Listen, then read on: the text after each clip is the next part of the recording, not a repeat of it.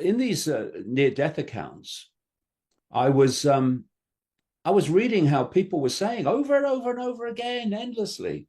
It was a realm I'd never experienced before. It was a world I'd never experienced before. It was a bliss I'd never experienced before. And then you say, well, you believe in reincarnation? Yeah, I believe in reincarnation. Yeah, well, why haven't you experienced it before? Why? You must have experienced it many times before, but that's what I think you indicated earlier. You mentioned earlier. This is the mind wipe. It was the most incredible feeling of, of joy that I've ever had. I looked to my left and there was a mountain, and it was a beautiful, beautiful mountain. And I wanted to climb up it because on this mountain was this beautiful being. And it was so powerful with love. I had never felt what I felt. I knew that I was dead. I knew that my physical body was no longer working and that I was no longer a part of it. And I was fine with it. It didn't scare me. It just felt like this is how it's meant to be. And it almost started feeling like my life was becoming a distant memory. You start crying like, oh my God, like her voice been with me for eons. Like I knew that voice so well. And I was like kind of embarrassed and dumbfounded, like how the hell I did not remember her 5 minutes ago, you know? How that possible? And I couldn't stop thinking, how did I forget who I really was? How in the world? It was such an incredible trick that I was in this body and I was this person.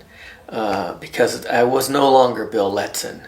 I really wanted nothing to do with his whole story and his whole life, even though it had been a dream life. So I was flying along, and I was really thinking that was quite a trick, that I forgot who I really was.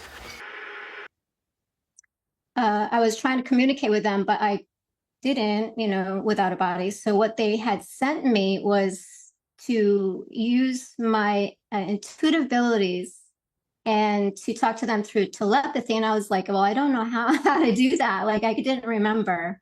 We're having this conversation, though I don't remember the dialogue because that was part of what was erased.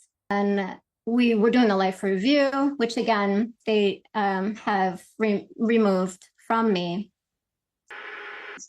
And there's all these people around me, and I knew who they were while I was there, but I don't know who they are now. And all of a sudden, as I'm seeing all of this, it's like I'm getting downloaded. It's like the veil's lifted, but just enough for me to remember Father God. And he came as the Father. And I could remember, and it was like forgetting your own name, but not knowing you forgot your own name and suddenly remembering. And I was like, oh my God, how could I have forgotten you? It's like the most important thing in the universe. Like, how could I have forgotten you? Why don't we remember you? I don't understand. And so I could feel myself literally like slipping into a hell or like it was going into that.